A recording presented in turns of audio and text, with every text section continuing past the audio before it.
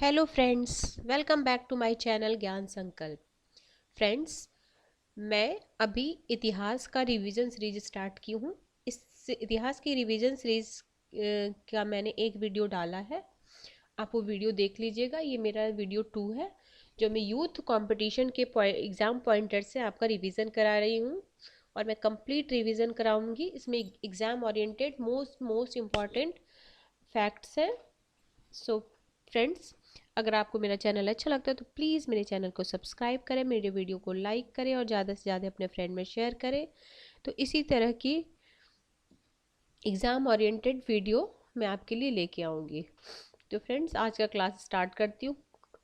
पिछले क्लास में मैंने यहाँ तक करा दिया था। आगे की क्लास में देखो क्या मैंने लास्ट में हमारा था। भारतीय उपमहाद्वीप में पालतू भैंस के प्राचीनतम साक्ष्य कहाँ से प्राप्त हुए। ये ऐसे ही मतलब इसी लाइन से उठ के क्वेश्चन बन जाता है। ये एकदम मोस्ट इम्पॉर्टेंट पॉइंट से हेडलाइन करके दिया हो गया है इसमें। और जो मोस्ट इम्पॉर्टेंट है वो मैं आपको बताते जाऊंगी, जो एग्जाम में ऑलरेडी आ चुका है, जो विभिन्न एग्जामों में। और ये जो मेरा सीरीज़ है ये सारे एग्जामों के लिए काफ़ी इंपॉर्टेंट है। अगर आप DTPLS भी दे रहे हो PGT हिस्ट्री से, या TGT दे रहे हो, यूपी का PGT TGT दे रहे हो, या LT की वैकेंसी जो आने वाली है, GIC के वैकेंसी आने वाली है, उसके लिए भी मोस्ट इम्पॉर्टेंट है। बिहार का जो भी एग्ज़ाम होने वाला है उसके लिए भी मोस्ट इम्पॉर्टेंट है। अगर इवन कि ये तो SSC GK में भी ये सब पाषाण काल से पूछता ही है, पूरा पाषाण काल से एक दो क्वेश्चन तो आपके हर एग्जाम में इससे फिक्स ही है, आना ही आना है।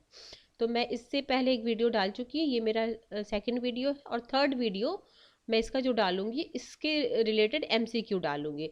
तो ऐसे आपका ना टॉपिक भी क्लियर होगा, और जब टॉपिक के बाद आप MCQ करोगे तो आपका वो टॉपिक अच्छे से समझ आए। क्योंकि हमें तो फाइनली तो हमें तो एग्जाम में ऑब्जेक्टिव क्वेश्चन ही देने हैं, MCQ ही सॉल्व करने हैं। तो सिर्फ फैक्ट पढ़ के तो हमें समझ नहीं आएगा। इसलिए मैंने सोचा है कि पहले मैं टॉपिक कराऊं, उसके बाद उससे रिलेटेड MCQ कराऊं। और अब जब ये टॉपिक आप जैसे मेरी वीडियो देखोगे एक बार, तो अभी देखिए 2 से 3 बार इस वीडियो को सुन लेना, तो आपको बहुत ज़्यादा चीज़ें याद ही हो जाएंगी। और फिर जब आप MCQ करोगे तो और एकदम यह पक्का हो जाएगा।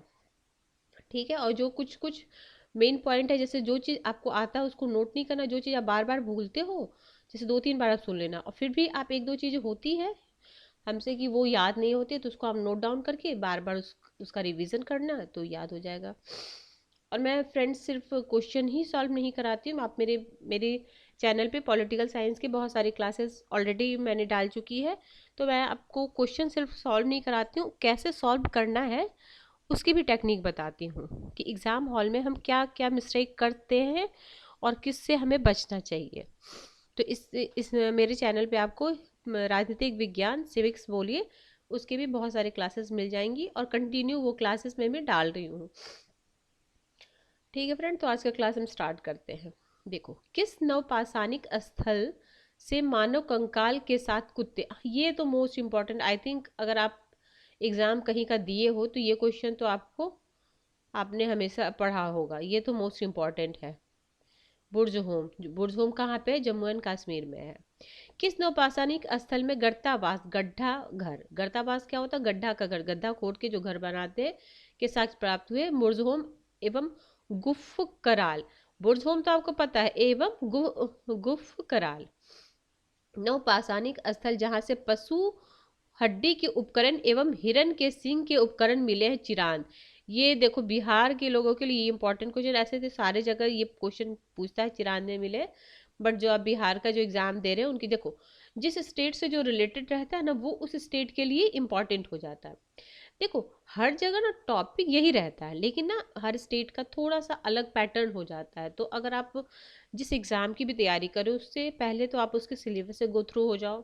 फिर उसके 1 2 साल पहले का प्रीवियस ईयर देखो, फिर किस टाइप का वहाँ से क्वेश्चन पूछा जाता है। क्वेश्चन यहीं से कहीं ना कहीं एग्जाम में आया रहता है, थोड़ा सा उसको मॉडिफाई करके वर्डिंग चेंज करके पूछ देता है। बिहार में जिस बार पूछा गया था फैक्ट बेस्ड बहुत पूछा गया था, तो आपको ना थोड़ा सा मतलब विषय की अच्छी पकड़ होनी चाहिए। ठीक है। तो अगला है दक्षिण भारत में नवपाषाणिक काल का मुख्य स्थल कौन है? बेल्लारी। और बेल्लारी कहाँ पे? कर्नाटक। किस नवपाषाण कालीन पुरास्थल में राख के टीले के साक्ष्य मिले हैं? तो राख के टीले के साक्ष्य, ये देखो, ये जो हम पढ़ रहे हैं ये हम पाषाण काल पढ़ रहे हैं। जब तुम अब हम हड़प्पा पढ़ेंगे तो राखी गढ़ी को भी राख का टीला बोलते हैं, लेकिन ये हमारा क्या टॉपिक है? पाषाण काल की बात, नवपाषाण कालीन की बात हो रही है। तो हाँ, राख के टीले कहाँ साक्ष्य मिले? संगन कल्लू, बेल्लारी कर्नाटक, पिकनिहल उत्तरनूर से, मतलब दक्षिणी भाग में ये राख के टीले मिले हैं। अब है दक्षिण भारत के नवपाषाणिक स्थल। अब दक्षिण भारत में नवपाषाणिक स्थल कौन कौन से? तो फ्रेंड्स, मैं इसका नोट्स बनाने के लिए मैं एक सबसे अच्छा आपको आइडिया बताऊंगी कि आप इंडिया का मैप ले लो, ठीक है? और इंडिया के मैप में जो दक्षिण वाला पोर्शन है उस पर ये सब नाम लिख लो, तो आपको एकदम याद हो जाएगा। जैसे ऑप्शन में पूछेगा तो आपको बहुत अच्छे से पता चल जाए कौन सा दक्षिण का भाग है और कौन सा उत्तर भारत में भाग मिला है। तो बड़ा अच्छा से आपका नोट्स वैसे तैयार हो जाएगा। मानव द्वारा सर्वप्रथम किस अनाज का प्रयोग किया गया? ये भी बहुत बार पूछा गया है। मानव द्वारा किस अनाज का प्रयोग किया? जौ। बसूली छेदी छेद वाला गोल पत्थर किस संस्कृति में पाए जाते हैं थे? तो ये नवपाषाणी। कैसे? बसूली छेदी छेद। देखो, जैसे जैसे सभ्यता का विकास हुआ ना, वैसे वैसे औजारों का जो मतलब साइज है वो छोटा हो गया। पहले नहीं समय तो बड़ा था, फिर उससे छोटा, फिर उससे छोटा, तो नवपाषाण काली तक थोड़ा छोटा छोटा औजार बनने लगे। फसल काटने का आयताकार पाषाण उपकरण किस नवपाषाणिक स्थल से मिला? देखो, हार्वेस्टर, मतलब हार्वेस्टर उपकरण जो नवपाषाण कहाँ से मिला? बुर्जहोम। और देखो, अब बुर्जहोम में आपने देखा, बुर्जहोम में और क्या मिला था? गर्तावास, कुत्ते के साथ कंकाल मिले थे। दो चीज बुर्जहोम का हो गया। फिर है किस नवपाषाणिक स्थल से पशु बाड़े का प्राप्त मिला? ये भी यूपी टीजीटी पीजीटी में मल्टीपल टाइम ये वाला क्वेश्चन पूछा गया है। महगढ़ा। महगढ़ा कहाँ पे? उत्तर प्रदेश, प्रतापगढ़ जिला है, उसी के आसपास है ये।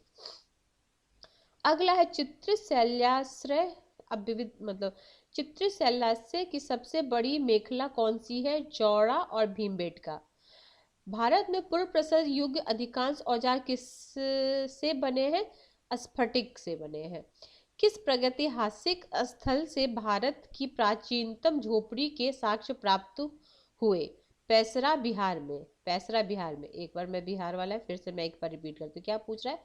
किस प्रागैतिहासिक स्थल से भारत के प्राचीनतम झोपड़ी के साक्ष्य मिले? प्राचीनतम झोपड़ी के साक्ष्य कहाँ मिले हैं?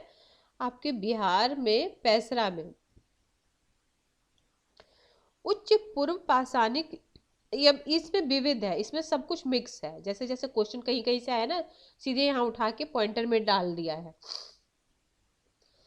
तो देखो, इसमें पहले तो भाग में बांटा गया कि नवपाषाण में क्या, मध्य पाषाण में क्या, उस वैसे मिला। अब इसमें विविध है कि सब मिक्स है इसमें, ठीक है?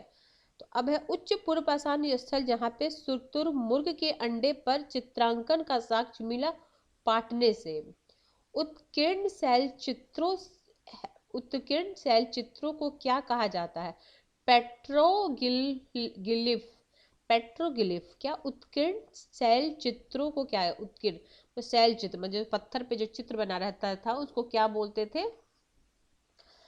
पेट्रोग्लिफ। पेट्रोग्लिफ। मध्य पुरापाषाणिक स्थल समनापुर का उत्खनन का कार्य किसने किया?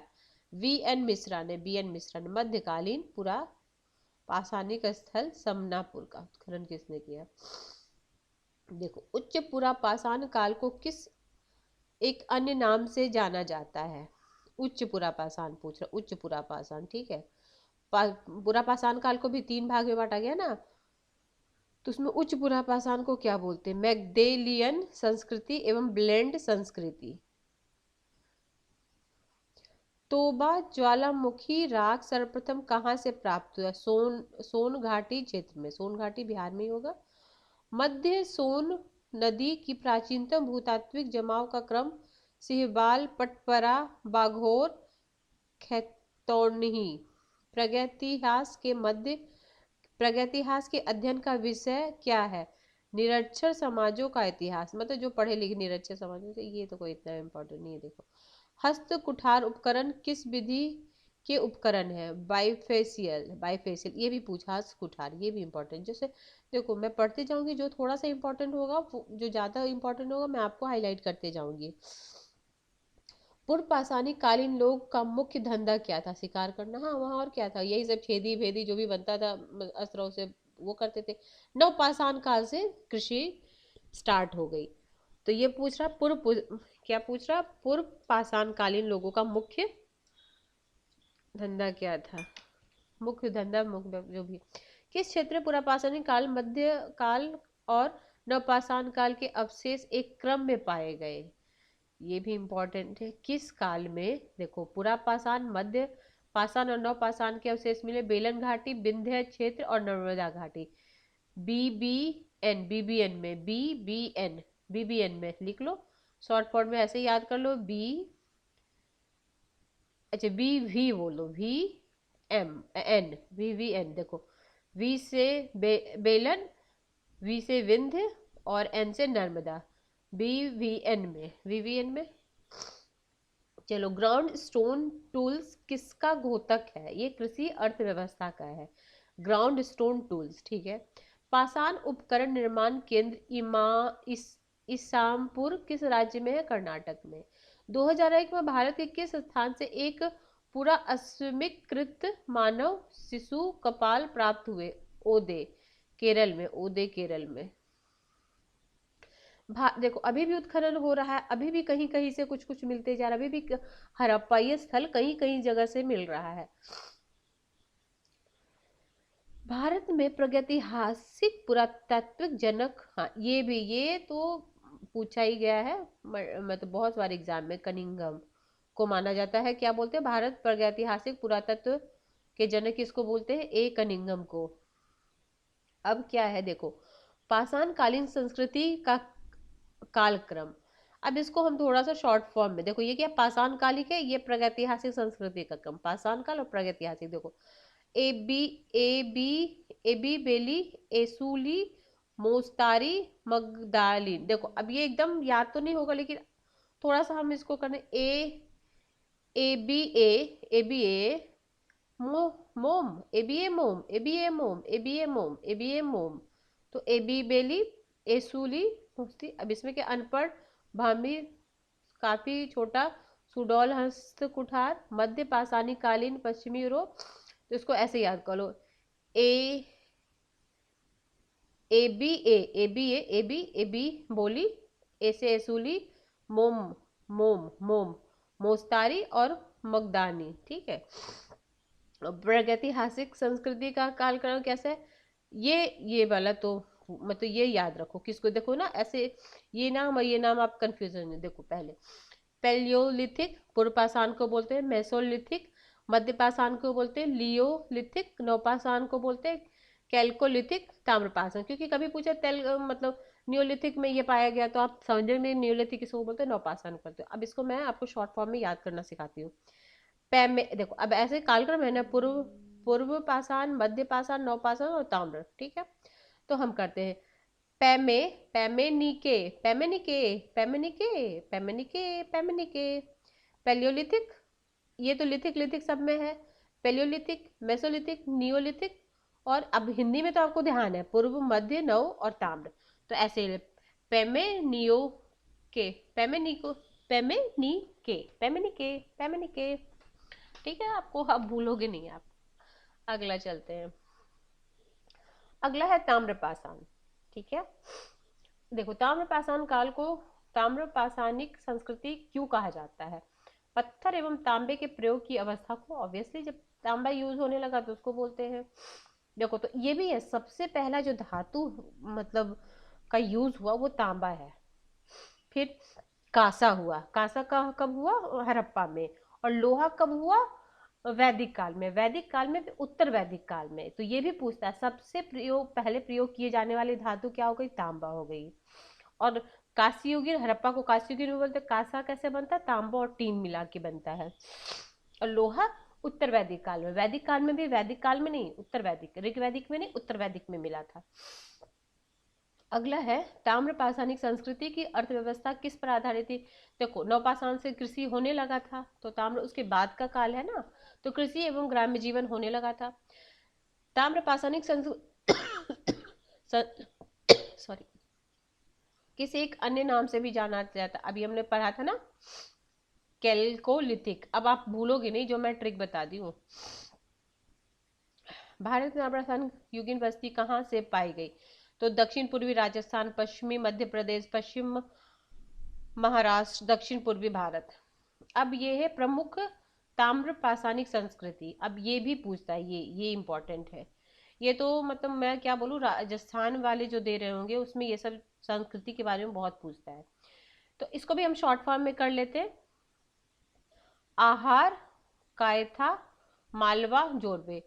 आकाम माजो, आके माजो, आके माजो, आके माजो, ऐसे ना एक एक वर्ड ये लिख के आप, जैसे ये पूरा नाम लिख लो, यहाँ आके माजो, तो मतलब ध्यान में आ जाएगा आपको। राजस्थान के एक प्रागैतिहासिक स्थल जो ताम्रपाषाणी काल से संबंधित है, आहार, बालाथल, बागोर, उज्जैन एवं गिलुंद। आहार ताम्रपाषाणिक स्थल का प्राचीन नाम क्या है? ताम्रवती। आहार ताम्रपाषाण कालीन का नाम क्या है? ताम्रवती। तो चलो, ये कोई बहुत अलग नाम नहीं है, इसलिए नाम याद होना मुश्किल नहीं है। ताम्रपाषाणिक स्थल नवदात टोली की तिथि निर्धारित की गई, ये तिथि ऐसा कोई पूछेगा नहीं, ठीक है। नवदात टोली का उत्खनन किस कार्य किस पुरातात्विक ने किया? HD संकालिया ने। अब ये सब ना धीरे धीरे जब क्वेश्चन करोगे ना तो याद हो जाएगा, या तो इसको क्वेश्चन में फॉर्म में आप बना लो। ताम्रपाषाणी का जैसे इसका उत्खनन, उसका एक बार लाइन में लिख लो और मिलाने वाला क्वेश्चन बना लो, तो धीरे धीरे करके आपको, आप खुद से क्वेश्चन बनाओ तो याद होना आसान हो जाएगा। ताम्रपाषाणी काल में महाराष्ट्र में लोग मृतकों को घर के फर्श के नीचे किस तरह रखकर दफन करते थे? तो उत्तर से दक्षिण की ओर। जोरबे संस्कृति के अंतर्गत कौन कौन से ताम्रपाषाणिक स्थल है? जोरबे में है नेवासा, दैमाबाद, कोठे, इनाम गांव, चंदोली। किस ताम्रपाषाणिक स्थल में मातृ देवी की प्रतिमा मिली है? इनाम गांव से। ये भी इंपॉर्टेंट है, पूछ लेगा, ये भी इंपॉर्टेंट है। कौन सा ताम्रपाषाणिक स्थल सबसे बड़ा है? दैमाबाद। दैमाबाद तो हम हड़प्पा में भी पढ़ेंगे। किस ताम्रपाषाणिक स्थल में तांबे का रथ प्राप्त हुआ? दैमाबाद। तो दैमाबाद से रिलेटेड जो भी है उसमें लिख लो आप। मध्य प्रदेश के किस पुरास्थली में प्रारंभिक ऐतिहासिक युग के लौह कण प्राप्त हुए? नागदा से। ताम्र पाषाणी काल में वृत्ताकार गर्त गृहों की प्राप्ति किस स्थल से मिली? आहर से। आहर कहाँ पे? राजस्थान में। किस ताम्र पाषाणिक स्थल में सबसे ज्यादा संख्या में ताम्र संचयी हुए हैं? गुनगेरिया, मध्य प्रदेश में। ताम्र निधियों आर्यों की कृतव्य और यह कथन किसका है? HD गोल्डन का। HD गोल्डन का। अब ये देखो, ये क्वेश्चन पूछे तो टफ क्वेश्चन में से एक हो जाएगा, है ना। जोरबे ताम्र पाषाणिक स्थल में सबसे अच्छा अधिवास विन्यास का प्रमाण कहाँ से मिला? इनाम गांव से। कायथा संस्कृति के अवशेष किस राज्य से मिले हैं? मध्य प्रदेश से। ये अभी हम लोग सारी संस्कृति पढ़े ना, देखो, आहार, कायथा, अकामाजो। देखो कालक्रम भी है, पहले ये, फिर ये, फिर ये, फिर ये। अगर कालक्रम में सजाने आएगा कि इन संस्कृतियों को आप कालक्रम में सजाइए कि कौन पहले कौन बाद में, मतलब उत्खनन ईशापुर, हाँ ठीक है, ओके। देन ताम्रपाषाणी कायथा संस्कृति की खोज। अब देखो, जितने जितने की खोज है ना उसको एक जगह लिख लो, जैसे कायथा हो गई, और जो अभी हम लोग पढ़े थे यहाँ पे, किसका था, ऊपर था ना, हाँ ये नवदा टोली, कायथा। तो आप देखो, नवदा टोली, कायथा ऐसे से लिख लो और इन लोगों के नाम लिख लो और इसको मैचिंग कर लो, तो आपका क्वेश्चन एक बन गया और आपको सारा नाम भी याद हो जाएगा। ताम्रपाषाण ताम्रपाषाणिक स्थल दैमाबाद की निधि है। कुत्ता और 2 बैल के रथ पर सवार खड़ा रथी। ये ताम्रपाषाण में दैमाबाद की निधि है। दैमाबाद, तो दैमाबाद से रिलेटेड जो भी था ना उसमें ये भी लिख लो। जो अभी दैमाबाद से दो तीन चीजें मिले तो आप दैमाबाद लिख लो ऐसे ऐसे। दै इससे मैं इसे लिखाता नहीं इसलिए दिक्कत हो। दैमाबाद लिख के ऐसे सर्कल कर लो, मैं तो ऐसे नोट में ऐसे सर्कल कर लो, और दैमाबाद से जितने रिलेटेड है वो लिख लो।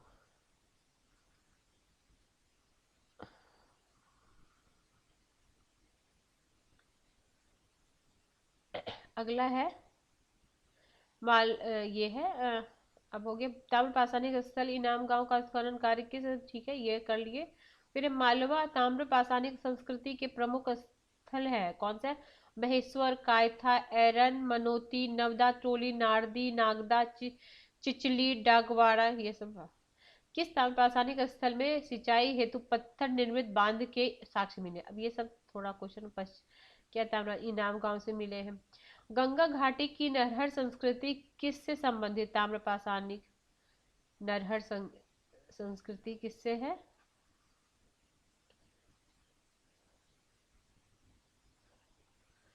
अगला है डोलमेन शब्द से तात्पर्य है गड़े हुए मुर्दे पर निर्मित समाधि, ठीक है। डोलमेन्स डोलमेन्स, ठीक है। आदि मानव द्वारा सीखा गया पहला विषय क्या है? पशु का पालन। होमोसेपियन से जाति विभिन्न आरंभिक मानव नुमा जीवी को क्या कहते थे? होमीनिड। पुरातात्विक सामग्री इतिहास के सर्वश्रेष्ठ कसौटी किस विद्वान का कथन है? राहुल सांकृत्यायन। किस स्थान पर वर्तमान काल में 80,000 से 1 लाख वर्ष पुराने मानव के अवशेष मिले के प्राप्त हुए? बोर्नेओ की नियार गुफा से। प्राचीन भारत किस एक उपकरण परंपरा से नहीं जुड़ा हुआ है? ग्रोसियस ग्रोसियन ग्रोसियन ग्रोसियन। सर्वप्रथम किस धातु में टीन का मिश्रण किया गया? तांबे में टीन मिला के क्या बना? कांस्य बना, कांस्ययुगीन फिर बना। सब देखो फिर है बी गार्डन चाइल्ड किस धातु को जनतांत्रिक धातु कहा? लोहा को। लेबा लेबा तकनीक द्वारा बनाए गए फलक उपकरण किस काल के अवशेष में? मध्य प्लीस्टोसिस। भारत के किस पुरास्थल से चूल्हे के प्राचीनतम साक्ष्य मिले? बुला सुरगाम कहाँ पे? कुर्लाल आंध्रा में। भारतीय उपमहाद्वीप के किस स्थल से सबसे बड़ा वृत्ताकार पूजा गृह का साक्ष्य मिला? सिरकप। प्रागैतिहासिक युग में मानव कहाँ रहता था? मचान, कंदरा, झोपड़ी। पुरातत्व में स्तर विन्यास पद्धति किसको सामने प्रयुक्त किया? भौतिक अवशेष के क्रमिक निरपेक्ष। ताम्र संचय का किससे संबंध है? काले और लाल मृदभांड से। किस शिलाश्रय से मानव समाधान के प्रमाण प्राप्त हुए हैं? लेखिया शिलाश्रय से। भारतीय इतिहास के अध्ययन में सर्वप्रथम महत्वपूर्ण स्रोत? ऑब्वियसली पुरातत्व से ही हमें पता चला, कोई लिखित प्रमाण तो है नहीं। दक्षिण भारत की महापाषाणिक समाधि किस काल की मानी जाती है? तो लौह काल की। लौह काल यानी ये हो गया लौह काल हो गया यानी उत्तर वैदिक काल। भारतीय महापाषाण संस्कृति की क्या विशेषता है? लोहे के औजार,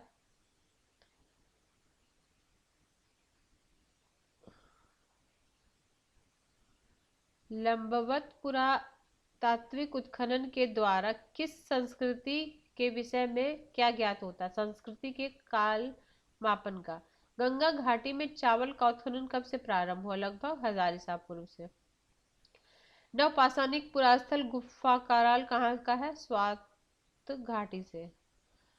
अब ये हस्तिनापुर का सांस्कृतिक क्रम, तो ताम्र लौह काल 6ठी शताब्दी ईसा पूर्व, कुषाण काल प्रथम ईसा पूर्व।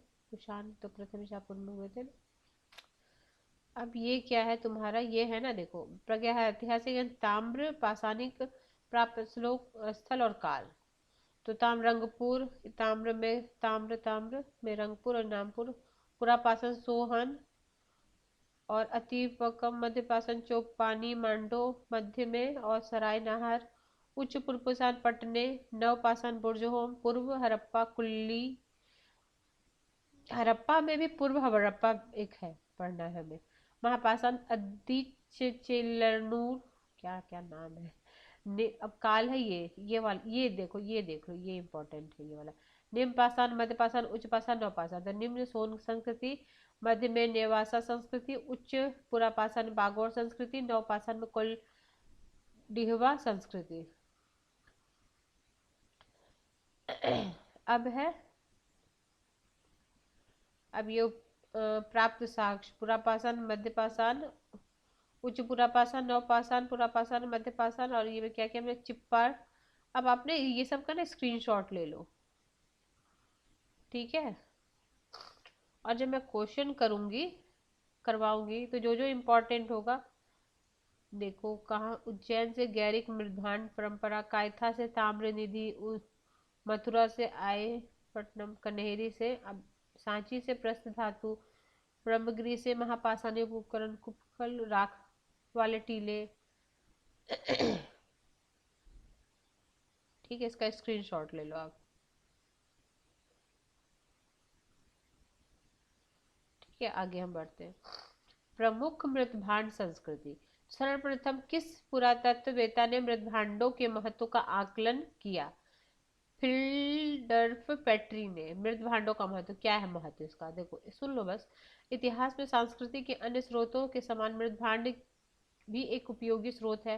मृदभांडों का अध्ययन एवं परीक्षण करके हम काल विशेष एवं स्थल विशेष की संस्कृति, विविध पक्षों और उद्घाटित कर सकते हैं। इनके आधार पर कुछ गूढ़े पहेली को सुलझाने में सहायता मिलती है और अन्य स्रोत के माध्यम से ज्ञात नहीं हो पाता। इनके विश्लेषण से उत्खनित स्तर तिथि निश्चित करने में सहायता मिलती है। जैसे उत्खनन में तो कार्बन से पता चलता है ना कि कब का क्या है और किस तरीके का बनावट है, किस चीज से बना है, तो उस संस्कृति के बारे में हमें पता चलता है। फिर है गैरिक मृदभांड। देखो टाइप ऑफ मृदभांड कैसा है। गैरिक मृदभांड, चित्रित धूसर मृदभांड, फिर है तुम्हारा कृष्ण प्लोहित मृदभांड, फिर है उत्तर कृष्ण मार्जित मृदभांड। तो देखो, गैरिक मृदभांड की खोज सर्वप्रथम पुरातत्ववेत्ता ने बी लाल ने किया था। बी लाल। फिर है गैरिक अथवा गेरुए रंग के मृदभांड अधिकांश किन क्षेत्रों में मिले? तो ये गैरिक मृदभांड कहाँ मिले? गंगा घाटी में। बस इतना ही कर लो, इतना। गैरिक मृदभांड पात्रों का निर्माण लगभग 1300 से 1200 ईसा पूर्व में हुआ। गैरिक, अच्छा देखो, ईसा पूर्व में हुआ, यानी ये तुम्हारा